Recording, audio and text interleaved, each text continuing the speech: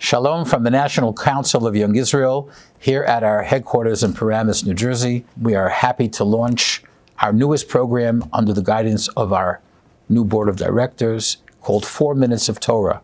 Each and every week, you'll be introduced to a new Rav within the Young Israel movement who will share with you words of Torah. With that very happy introduction, let us begin. The Gemar Chasim Tova to all of the Rabbanim and all of the various Kehilos. My name is Binyomin Silver. I am the Rabbi of Young Israel of Long Beach in Long Beach, New York. I've been here for about a year. Formerly, I was in Silver Spring. I was the assistant rabbi in Young Israel Shomrei Emunah. I just wanted to share a thought about Parshas Haazinu. And I think it relates to how we can kind of pick up post Yamim Noraim. Right, of course, there's a connection between Sukkot and the Yamim Noraim. There's a tremendous amount of Torah that describes the connections between the two. There's a famous piece from Rav Hutner, talks about Hashmini Atzeres has a dual identity, the close of Sukkot and the close of the entire Yamim Noraim period.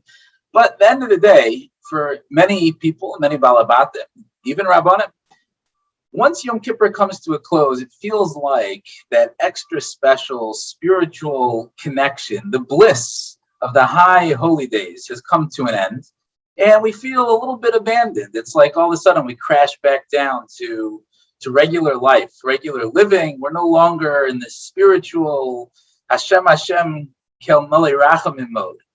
And I wanted to share a thought that perhaps Parshas Haazinu can shed a little bit of light on that. And that is that it's critical that we never feel abandoned. We always feel like HaKadosh Baruch Hu is always there with us. And in order to do so, we have to make sure that we are always listening and looking out and seeking HaKadosh Baruch Hu in our lives. And this week's Parshas Haazinu says, Haazinu Hashemayim v'adabera shma ha'aretz imrei fi.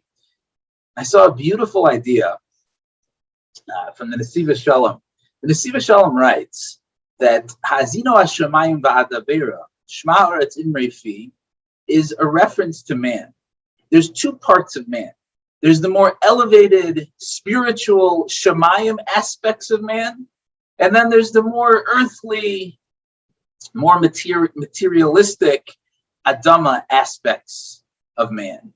And the creed of Parshas Haazinu is Haazinu Hashemayim v'adabera shma ha'aretz imrei fi. Make sure that with both aspects of who we are as human beings, we're looking and seeking to find HaKadosh Baruch Hu in our lives. He even goes so far as to point out that there's a difference in the language used, right? It's Haazinu Hashemayim v'adabera, the lashon of Dibor, Tishma ha'aretz imrei fi.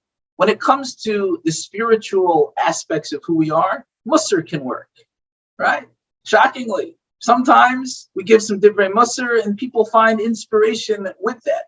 But the language of Amira, which in other places is Lashon Raka, here he chooses to use it as a Lashon of fear.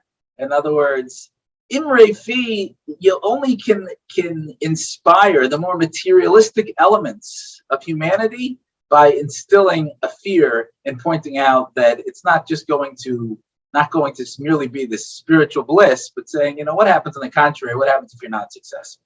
But the message of Parshas Haazinu, at least the beginning part of it, is that we have to appreciate that HaKadosh Baruch Hu is always talking, always there. We just have to be attuned to it. He cites a very interesting Arizal. The Arizal says that each and every day, he cites the Medrash, that each and every day there is a baskel that's yotzes. A baskel goes out and says, Oy lehem lebrios me'albona shel Torah.